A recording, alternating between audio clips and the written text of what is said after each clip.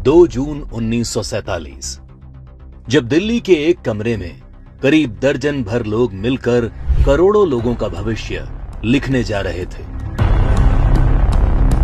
करीब 1.5 दशक से मुस्लिम लीग जिस पाकिस्तान की रट लगा रही थी, वो आज कागजों में उनके सामने सच होने जा रहा था।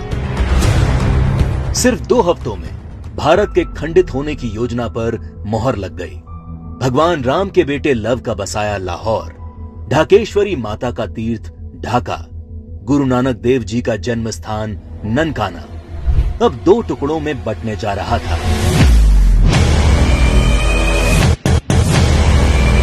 और अगर कोई इस विभाजन की योजना से अनभिज्ञ था, तो वो थी भारत की मासूम और निर्दोष जनता, जिस पर यह विभाजन कहर बनकर टूटने वाला था।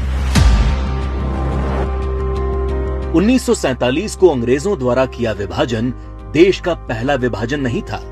अंग्रेज इससे पहले 1905 में भी बंगाल का विभाजन कर चुके थे, लेकिन उस विभाजन का पहले बंगाल में और फिर पूरे देश में इतना मुखर विरोध हुआ कि अंग्रेजों को 1911 में अपना फैसला वापस लेना पड़ा था। विभाजन का जो काम अंग्रेज 1905 में नहीं कर पाए, वो 1947 में करने में कैसे सफल हो गए?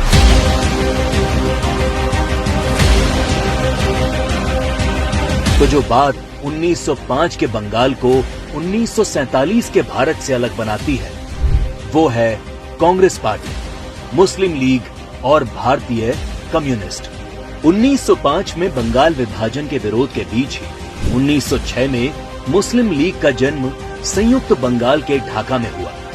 बंग भंग आंदोलन के बाद जन्मी मुस्लिम लीग ने 1909 में मार्ले मिंटो सुधार के नाम पर पृथक निर्वाचन प्रणाली मांग से शुरू करके अगले 30 साल में अलग इस्लामिक राष्ट्र पाकिस्तान के नाम पर भारत को मजहब के नाम पर बांट कर रख दिया।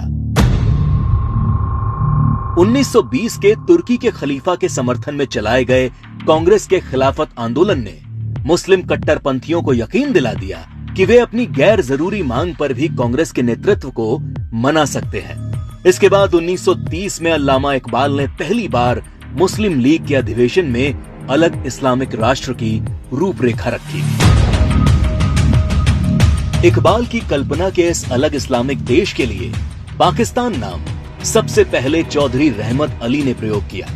जब 1933 के तीसरे गोलमेज सम्मेलन में चौधरी रहमत अली ने पाकिस्तान अभी नहीं तो कभी नहीं नाम के पर्चे बांटे और करीब 7 साल बाद 1940 में लाहौर अधिवेशन में मुस्लिम लीग ने पहली बार पाकिस्तान नाम के अलग इस्लामिक देश का प्रस्ताव पास किया और 1947 में 10 लाख लोगों की लाश पर चढ़कर एक अलग इस्लामिक देश बना लिया।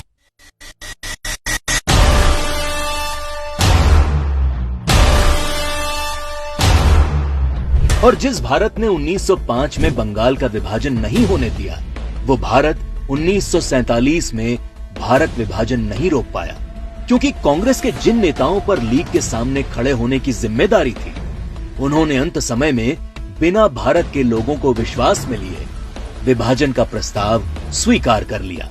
देश तोड़ने के इस खेल में एक हिस्सा भारत के कम्युनिस्टों ने भी निभाया। जब कम्युनिस्ट नेताओं ने भारत को 14 राष्ट्रों का समूह बताते हुए भारत विभाजन को मुस्लिम राष्ट्र के आत्मनिर्णय का अधिकार बता दिया। साल 1945 में अग्रणी कम्युनिस्ट सिद्धांतकार कॉमरेड जी अधिकारी ने मुस्लिम लीग की मांग को न्याय संगत बताते हुए एक थीसिस दी।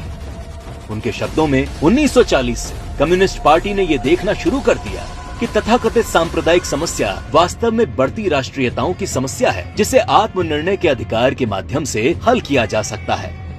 यदि हम इसके प्रगतिशील सार को देखें, तो पाकिस्तान की मांग वास्तव में पंजाब, पठान, सिंध, बलूचिस्तान और पूर्वी प्रांतों की मुस्लिम राष्ट्रीयताओं के क्षेत्रों के आत्मनिर्णय के अधिकार की मांग है। जब देश का विभाजन हकीकत बनना तय हो गया, तब सर रेडक्लिफ को भारत और पाकिस्तान की सरहद तय करने की जिम्मेदारी सौंपी गई।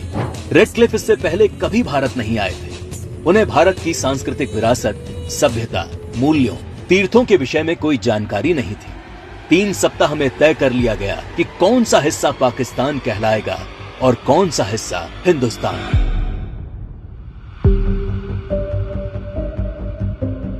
सदियों से एक जैसे इतिहास, भाषा, बोली, खान पान लिए रह रहे लोग, गांव और शहर रातों रात दो देश बन गए। करीब 1.5 करोड़ लोग रातों रात बेघर हो गए और करीब 10 लाख से अधिक लोग इस विभाजन के नाम पर काल के गाल में समा गए। ये विभाजन जिसने आगे चलकर पूर्वी पाकिस्तान में एक नए नरसंहार को जन्म दिया। शहर के शहर रातों रात खंडर में बदल गए। शहर दर शहर दंगे और आगजनी शुरू हो गई। वो लोग जो हवेलियों में रहते थे वो अब रातों रात रिफ्यूजी बन चुके थे। अपना सब कुछ लुटाकर लोग सड़ी गर्मी और बरसात में मीलों तक फैले काफिले हजारों की तादाद में अपनी जान बचाकर चले आ रहे थे। सबसे बुरा हाल महिलाओं का हुआ, जिन्हें इस विभाजन की सबसे क्रूर कीमत चुकानी पड़ी। सैकड़ों महिलाओं का अपहरण और बलात्कार किया गया।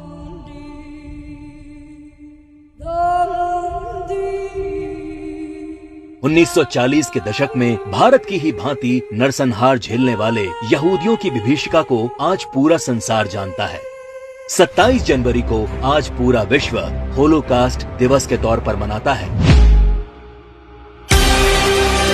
लेकिन इस विभाजन की कभी न भूली जा सकने वाली त्रासदी को भारत की ही पूर्व की सरकारों ने कभी याद करने की कोशिश नहीं की।